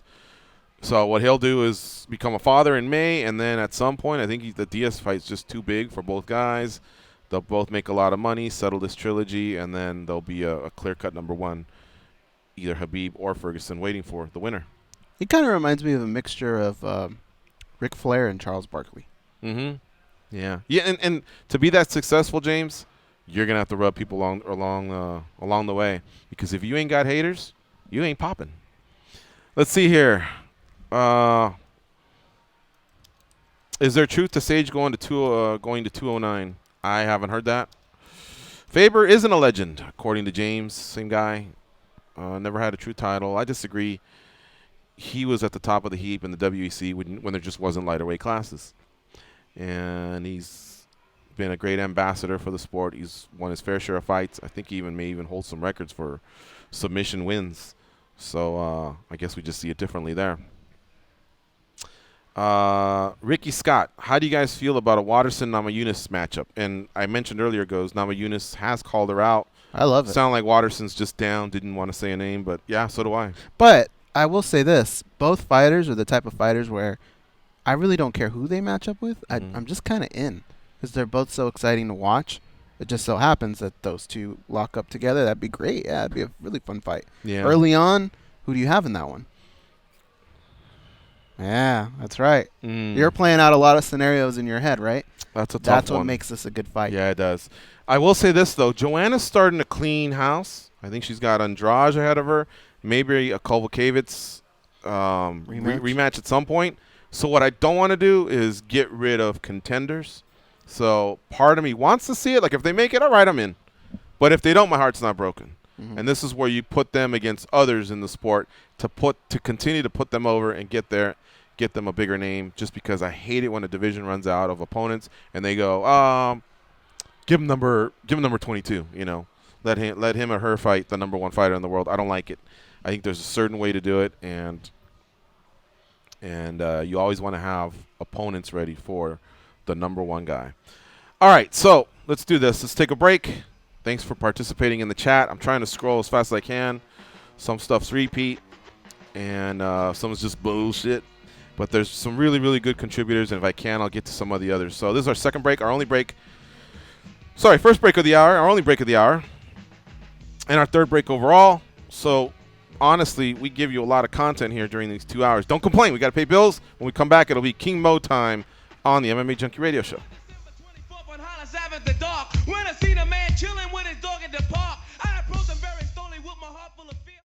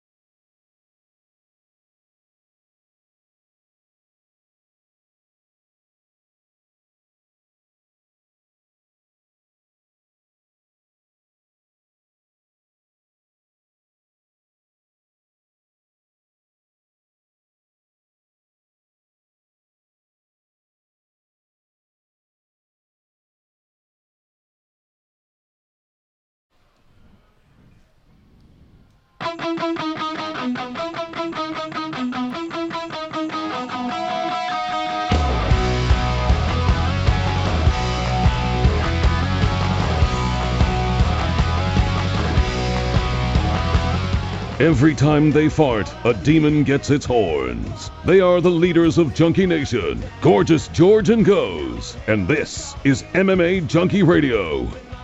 Quick reminder, we won't be here tomorrow through Friday. We're taking a few days off for the Christmas holiday. But we'll be back on the 26th.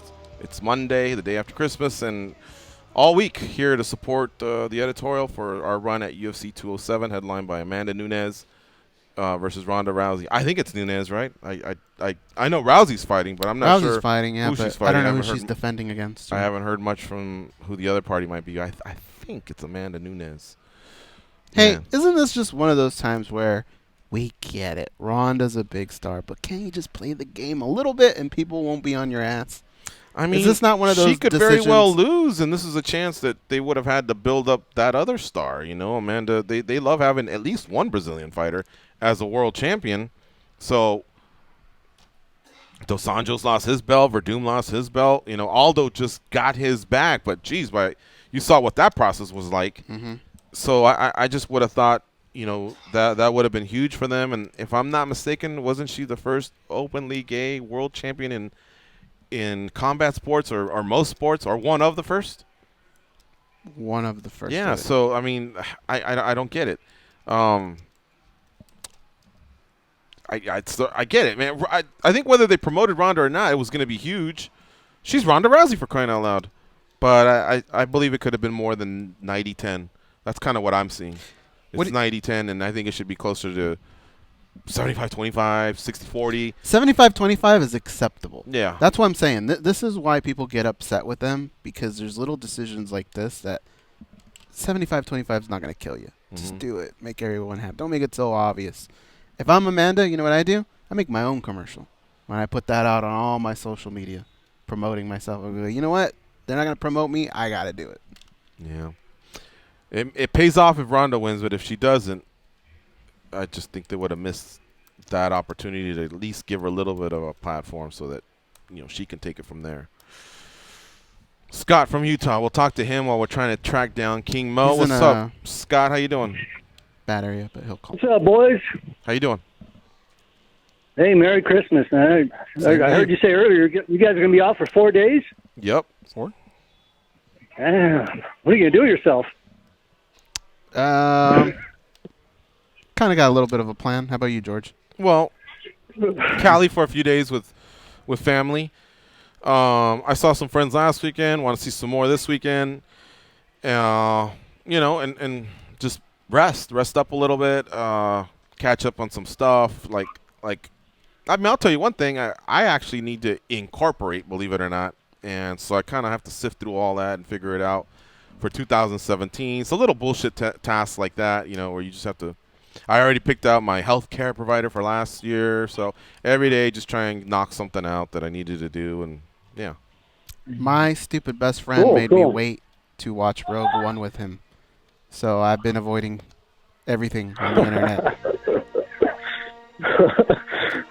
Cool. Hey, I want to talk about Sage, man. I feel sorry for the guy because I think he was winning that fight until Gall caught him with that punch. But I like the fact that he's talking smack.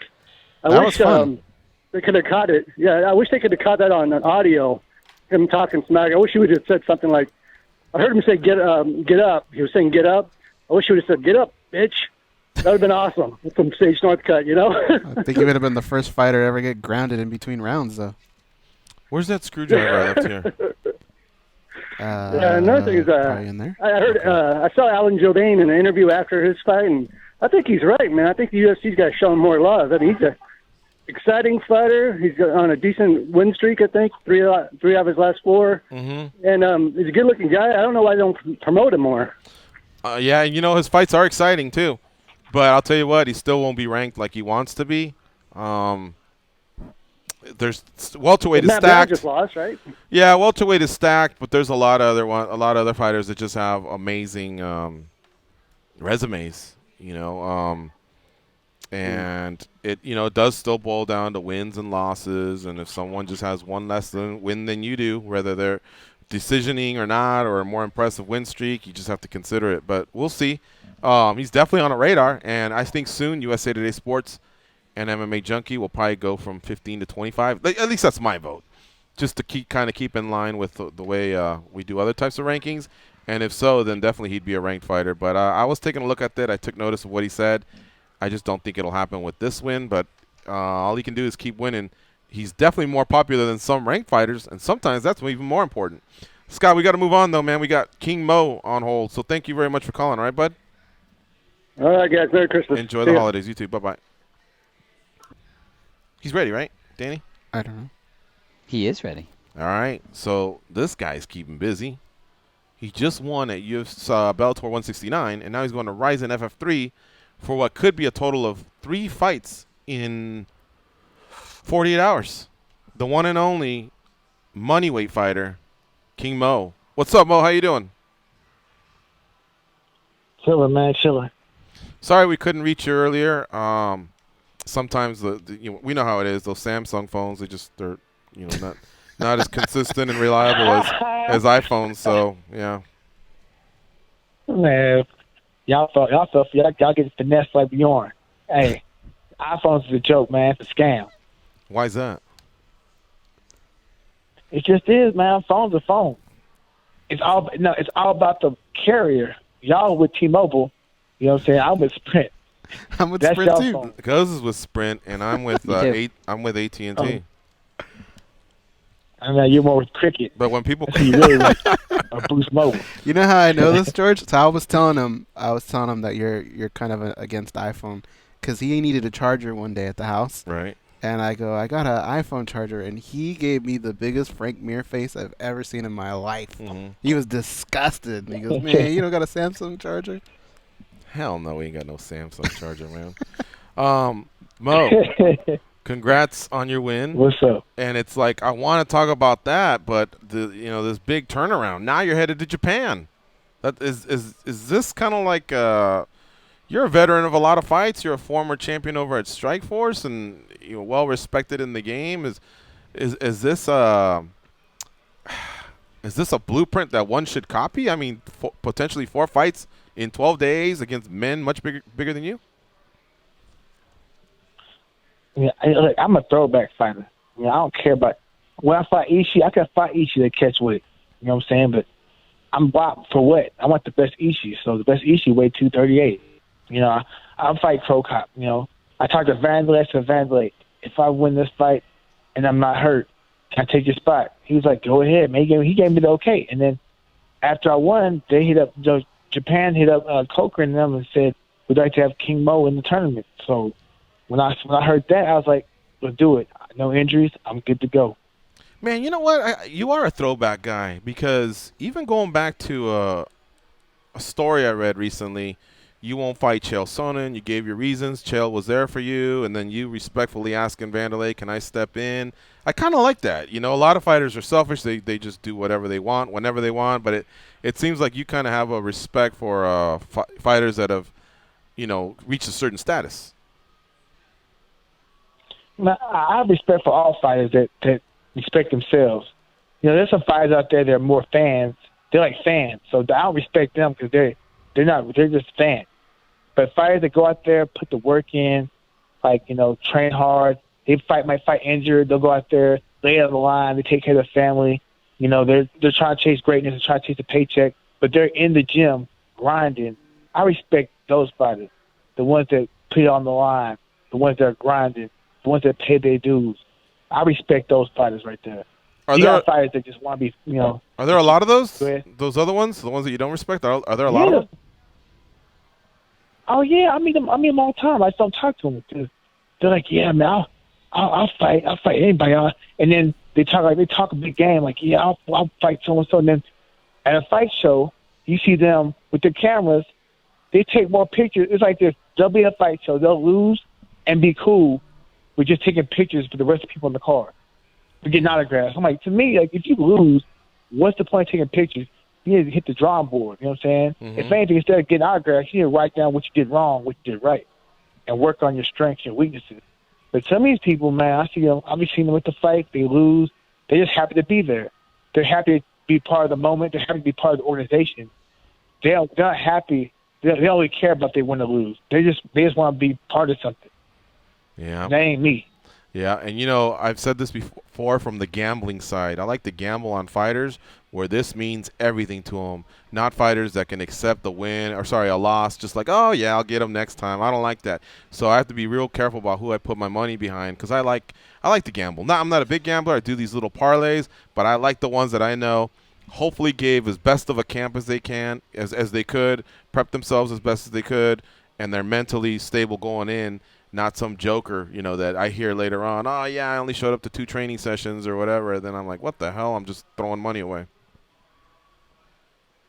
Yeah, there's a lot, fighters that, there are fighters like that, those ones that I got to camp. Look, just like this, let's be real. Fighters that are serious about their craft, man, we don't do camps. Like, they're always in the gym. They might call it a camp because they might spend 6 weeks focusing on that one opponent. But for the most part, we're always in the gym. Always in the gym. You know what I'm saying? Like, you might take a day or two off, but you're always in the gym. You're reliable. People will see you in the gym. If media came by, like, you know what I'm saying? If media came by after our fight, they would see me in the gym. Like, maybe 2 or 3 days later. Maybe the next day, Robbie Lawler after all his fights, you will see Robbie in the gym that coming Monday, lifting weights, doing something, or just talking or watching. Robbie's in the gym every day. You know what I'm saying? He might not be always working out, but he'll be like lifting, or he went for a run and just watching sparring, or hitting the bag or hitting mitts. You know what I'm saying? You know what I'm saying? Like that's what I'm talking about. Like, those are throwback fighters, guys that would just always grind and lay it on the line. You know what I'm saying? I like people like that. Even if I don't like you as a person, I can respect you for doing that. King Mo, our guest here on MMA Junkie Radio. He's coming off a win at Bellator 169 over Satoshi Ishii. And keep up here, folks. He's now part of the Openweight Grand Prix at Ryzen FF3, happening on December 29th with the quarterfinal round. His opponent that night will be Mirko Cro Cop. Goes, what do you have for King Mo? Mo, after your fight with Ishii, we saw a cool little video of you guys drilling in the lobby. How did that come about? Remember, y'all know Nakamura, Kazuhiro Nakamura? Yeah. Yeah, that's my dog. You know what I'm saying? Like, he was there on my first fight in Japan, and he's always been cool with me. That's my boy. You know what I'm saying? He's real cool. And he came over to me and said, King Mo-san, strong punch. And I was like, the reason why the punch is strong is because first round, he was circling the wrong way. And I showed him, I said, get in the southpaw stance, and we talked. And when he circled to his left, I threw it straight. And I said, see? And I was like, second round, the right way, because you circled to your right. And then I was like, showed him stuff. I was like, he should be doing this. And we were jabbing his way in. And he was throwing kicks with no setups. And he was like, okay, wait. So he went and got Ishii. And Ishii came and talked to me. And me and my boy, White Bug, Gary Clark, and Agent McKee, we were like, here's what you should be doing. And here's what I like to do. And we're just like, I didn't know people were filming until my boy sent me the video. I was like, oh damn, that's cool. Because after we were done, people started clapping. And I felt like I didn't think people were really paying attention like that because we were just in a damn. It was like 2 or 3 in the morning. It was late as hell. You know what I'm saying? So I was just up, and he was there. We just talked, and Ishii has talent. It's just that I feel like sometimes he just doesn't like work on actual good game planning and tactics. Mm-hmm. Now, let me ask you this. I know Shane Carwin was not able to fight. Was Cro Cop always the guy that they had for you, or was there a possibility that you could have faced Amir? I don't know. I have no idea. I thought I didn't know Shane Carwin was really out until till a few days ago. You know what I'm saying? But Amir's a tough boy. He's tough, man. He's probably 3-0, but Greco-Roman world champion. He beat my homeboy Boogie, who smashes me when I wrestle with him. Boogie was a world champion before, and he's big and strong. Trains at AK in Thailand. So I didn't know. I like this. If you're in a tournament, you're open to fighting anybody. So it just, I guess, I got to look at the draw facing Cro Cop first. How do you plan on tackling Cro Cop? Most people will jump to the conclusion and say, well, Mo doesn't want to stand with Cro Cop. He's going to look for the takedown, blah, blah, blah. How untrue is that? Well, it's MMA, you know what I'm saying? And Cro Cop, it's not that easy to take down, especially in a cage. I mean, especially in the ring. In the cage, it's easier taking people down in a cage than it is a ring. It's easier to stalk people in the ring than it's a cage, but I have to mix it up on them. Obviously I have to watch out for the left kick, body or head kick, but I can nullify that. I got a longer reach than him, so I can actually jab with him. I can touch his body. I just gotta keep him guessing more than anything. And people can say whatever they want, like, oh, obviously Mo doesn't want to stand with him. Well, would you want to stand with him? You know what I'm saying? I know, but I also know you like challenges too. And this game is so like. Oh yeah, Go ahead. I like challenges. I'm gonna mix it up with them. It's not gonna be a wrestling match. I'm gonna mix it up with them. My thing is, I like to box. I'm gonna box with them. If the takedown's there, I'm gonna take it down. If the takedown's out there, I'm gonna continue to box. and you got to fight 2 days later. So that's why a conservative game plan ain't the end of the world. And you're coming off a fight, a few days ago, and a long flight to get to that fight, and a long flight to get to this one. So if your body's tripping, I could see why it would make sense to give it a lot of rest. Anyway, King Mo, hanging with us for just a second. We got a few more questions, but we got to do a proper exit for the show that's ending right now because we started a little bit late with you. So just give us like 30 seconds or so, and we'll continue our chat. We're here with King Mo, who's fighting Crow Cop at Ryzen FF3 in their open weight Grand Prix. And remember, folks, we won't be here tomorrow through Friday, but we will be back on Monday. So tune in then. Keep it locked on MMA Junkie throughout the week. We got a lot of recaps going up, a lot of content, a lot of news. So give the editorial your best. We'll be back in 10 seconds. Fever, Las Vegas turning day into nighttime, turning night into daytime. If you see it once, you'll never be the same again.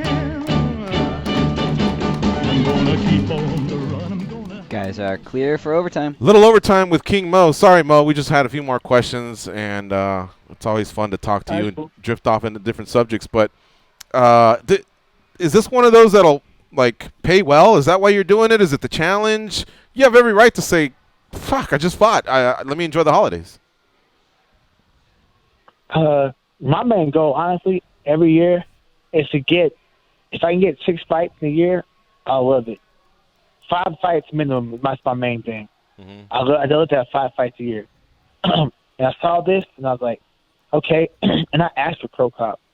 I was like, look, if Crow Cop don't have an opponent, I'll fight Crow Cop. That's cool. Mm-hmm. I could have been like, I'll do it if they redraw the brackets, but why? You know what I'm saying? Like, everybody's trained for the opponent.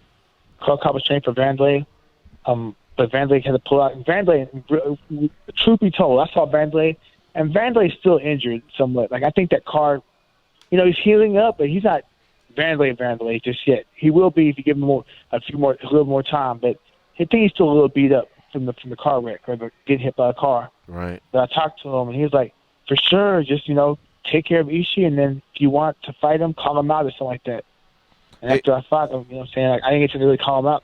They contacted me. And they've been talking shit. So did Vandalay give you an old kick his ass King Mo, like one of those? No, you have to, because it's like this, right? Vandalay's a man, so Vandalay's going to do it himself. You know what I'm saying? He just said, go out there and do what you have to do. Yeah. Vandalay's a man, you know what I'm saying? Like, Vandalay, he ain't going to say nobody kick somebody's ass. He's going to do it himself. Mm-hmm. Yeah. Well, I saw those guys getting into it a few weeks ago, and I thought, Jesus, without knowing all the facts, why are they coming at each other like that? I mean, they've already shared some time in that's what's so the weird. squared circle, the cage, and so I don't think anyone fears anybody, that's for sure, but shit goes down. If anything, it highlights the fight a little bit more. All right. Yeah. You got 3 fights in 2 days, but you got experience in doing this, and not every person in the tournament does. Do you think that's a huge advantage for you? The way you can decompress. You've even done it in one night too, but at least this time you get 2 nights in between, and then the other one you have hours in between your fights. Yeah. I get 1 night in between. It goes fight, break, fight, 2 fights. But really, honestly, like, there's the advantage of knowing what to expect, but there really isn't, because I might say I go 15 minutes of Crow Cop, and then I come back, I go 15 minutes. I could fight 45 minutes, you know what I'm saying? In 3 fights, 45 minutes. Now say if I get quick finishes, then I'm good. But, you just never know. You never know what's going to happen. So, like, you can prepare for it, but when you actually go through it and deal with it, every experience is going to be different. Right. Who do you think meets you in the finals? Probably Amir. I noticed you and Akbari. Goes. Oh, okay. You did attempt to say the last name. Goes, you didn't attempt to say Amir's last name earlier. No, I didn't. You don't want to give it a shot right now? Nah. It's Ali Akbari. Exactly. That's what I was going to say. King Mo tackled it. I like it. At first he goes, Amir, and then he said it, and Goes just goes, hey, King Mo, tell me about your fight with Amir. When I was writing out the question too, I was like, should I just try it? And I tried it like 3 or 4 times. It wouldn't come out right, so I was just, nah. Yeah. All right. I got a question for King Mo. He's a beat. Mo, you got a long-ass flight ahead of you. For the last 5 years, I've been trying to get you to watch the movie The Warriors. Please watch that movie on that flight. You got nothing else to do. Man, it depends. Depends. They got newer movies, man. Because The Warriors kind of old, dog. I know, but it's a classic. Not to me, a classic is "I'm Gonna Get You, Sucker." Can you co-sign on The Warriors, George? Hey, King Mo, you would like it because what's happening is you're going to put yourself in the mindset like it was the late 70s and you were watching it. So you're not going to go, oh, man, they wouldn't do that then. You know, you're not going to do that. You're going to appreciate it for what it is. It's a cult classic. There's fights. And there's a few actors you may recognize that went on to do other things. But there's actually a couple cool fight scenes and you know, a good plot. So give it a shot. I'll check it out because, you know, is it better than one of my favorite movies, Beverly Hills? Is it better than that? Yeah, hell yeah. Troop Beverly Hills went hard though. You know, the rest of this versus that went hard. That's my movie right there. Troop the Beverly rest of Hills them were savages. You know what I'm saying? I kind of liked Ladybugs. I don't like to tell people that, but that was pretty fun. The soccer movie? Yeah, because it had Rodney Dangerfield in it. Yeah. Did you know the lead actor killed himself? Yeah. The young kid? Yeah. Yeah. King Mo, were you ever a Rodney Dangerfield fan? Yeah. He was all right. You know what I'm saying? He had them big ass bug eyes, but he was funny. Check out his movies if you have. Well, you do have a long flight up and back. Back to School is pretty good, and so is Easy Money. I think they'll make you laugh and they'll put you in a good mood. I tell you, I should have stayed home and played with myself. There's a little Rodney for you. All right, my man. Well, listen. Last thing we should do is take up more of your time because you got this busy schedule of just having fought and now going out to Japan to fight some more. So thanks as always for squeezing us in. Safe travels. Have a nice holiday. And you know we'll be tuning in for Ryzen FF3 on December 29th, first round against Crow Cop. Thanks, bro. All right, take care. We'll see you. That's King Mo. One of the most awesome dudes in the sport. Yeah, he's great. I mean, literally, like I like when he came in that one time, just my face lit up. You know what I mean? Mm-hmm. Like he really, the really unexpected is one? Is that what a you're cool talking guy. When I went out there to meet him for that pro wrestling thing, you should have seen. That was the happiest I've ever seen him, because he was just like, "Look, man, there's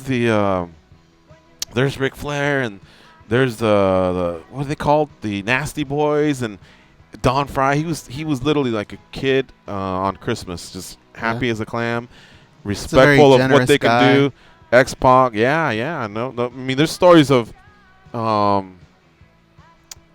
offering him money, but there's also a public story of when Daniel Cormier was on, in some downtimes, and King Mo paid his rent and gave him money. So yeah, you're right, Goes. He is very generous as well. He's very generous with our listeners. Yeah, and he's gotten them tickets before to fights. He's turning the page too on. I know him and the public have butted heads.